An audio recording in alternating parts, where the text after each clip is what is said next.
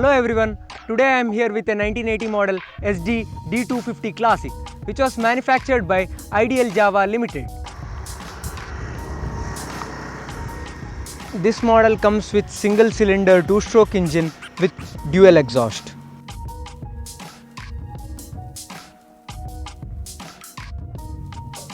These bikes were most preferred for rallies during 80s and 90s.